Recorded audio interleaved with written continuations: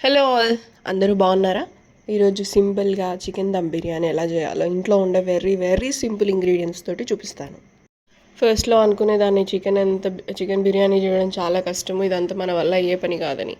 కానీ ఒక్కసారి నేను నా చేతితో స్టార్ట్ చేయడం చేశాక ఫస్ట్ టైం నేను ఫెయిల్ అయిపోయాను, second time okay okay and third time పర్ఫెక్ట్గా కుదిరిపోయింది.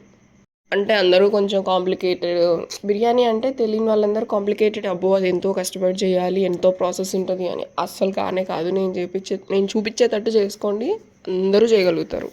ఇక్కడైతే నేను 1.5 kg చికెన్ తీసుకున్నాను. దానికి ఇంకా ఫస్ట్ మ్యారినేషన్ చేసి పెట్టుకోవాలి బిర్యానీకి. ఉప్పు, కారం, పసుపు, అల్లం వెల్లుల్లి పేస్ట్, ధనియాల పొడి, నెక్స్ట్ వచ్చేసి కొంచెం ఆయిల్, పెరుగు, చికెన్ మసాలా, ఇంకా మసాలా దినుసులు ఉంటే మీ ఇంట్లో అది వేయాలని ఏం లేదు, మీ ఇంట్లో ఆప్షనల్ మసాలా దినుసులు ఇలాచి, లవంగం చెక్క, దాల్చిన చెక్క, ఇంకా బిర్యానీ ఆకు, ఇవన్నీ ఉంటాయి కదా, వాటిలలో మీ ఇంట్లో ఏవి అవైలబిలిటీ ఉంటే అవి వేసుకోండి. మా ఇంట్లో కేవలం ఇలాచి మాత్రమే ఉంది, సో నేను ఇలాచి మాత్రమే వేసుకున్నాను. అండ్ టొమాటోని మాత్రం ముక్కలు ముక్కలుగా కట్ చేసి ప్యూరీ లాగా అయినా చేసుకోవచ్చు, లేదా ముక్కలుగా అయినా కట్ చేసుకొని వేసుకోవచ్చు. ఇంకోటి అనుకోవచ్చు ఆనియన్స్ వేయట్లేదంటే, ఆనియన్స్ మన ఇష్టం, ఆప్షనల్ అనమాట. మనము దానికి ఆయిల్ అంతా వేస్ట్ చేసి దాన్ని డీప్ ఫ్రై చేయాల్సిన అవసరం ఏం లేదు. మీకు కావాలంటే ఇప్పుడు వేసేసుకొని మ్యారినేషన్ చేసుకోవచ్చు, లేదంటే లేదు, మాకు వేయబుద్ధి అవ్వలేదు సో నేను వేయలేదు. నేను సింపుల్ అని చెప్పాను కాబట్టి సింపుల్గానే చెప్తాను. ఒక హాఫ్ అన్ అవర్ లేదా 1 అవర్ నీట్గా మ్యారినేషన్ చేసేసి పక్కన పెట్టాలి. ఆయిల్ ఫస్ట్ వేయడం మర్చిపోయాం, సో మళ్ళీ లాస్ట్లో గుర్తు తెచ్చుకొని వేసేసి ఇంకా మ్యారినేషన్ చేసేస్తున్నాం మళ్ళీ ఒకసారి. అయితే ముక్కను మాత్రం బాగా నీట్గా మసాలన్నీ పట్టేటట్టు మంచిగా కొంచెం ప్రెస్ చేస్తున్నట్టు బాగా మెత్తగా నీట్గా అన్నిటినీ కలుపుకొని దీన్ని పక్కన పెట్టేసుకోవాలి మనము. తర్వాత దీనికి బిర్యానీ రైస్ ఎలా అంటే, చాలామంది బాస్మతి యూస్ చేస్తారు. మన ఇష్టం, మన దగ్గర బాస్మతి ఉంటే బాస్మతి రైస్, నార్మల్గా సన్న బియ్యం ఉంటే సన్న బియ్యం, ఏదైనా పర్లేదు.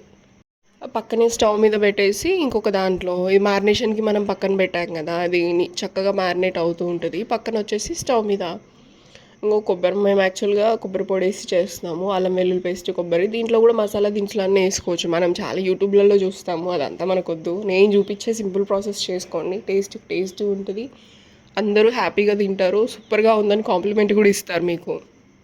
ఇక్కడ రైస్ ఎలా తీసుకున్నానంటే 1 గ్లాస్కి 2 గ్లాస్ ఆఫ్ వాటర్ అనమాట. ఏంటంటే మనము రైస్ కుక్ చేయట్లేదు, మొత్తం ఒక 70-60% కుక్ చేస్తాం రైస్ అనేది.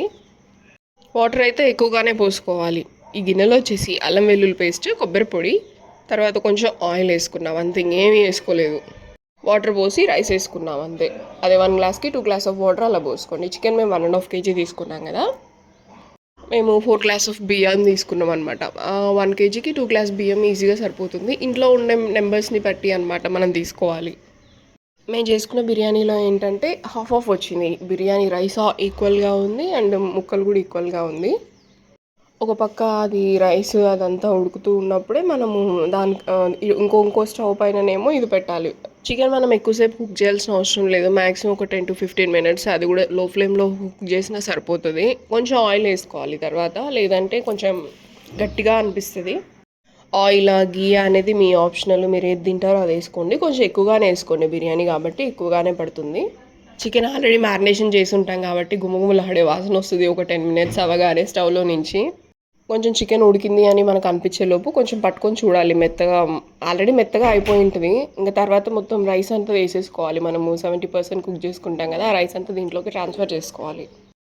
కరెక్ట్గా 10 minutes కంటే ఎక్కువ ఉంచకుండా పైన ఏదైనా బరువుగా పెట్టండి దమ్ బాగా అవ్వడానికి.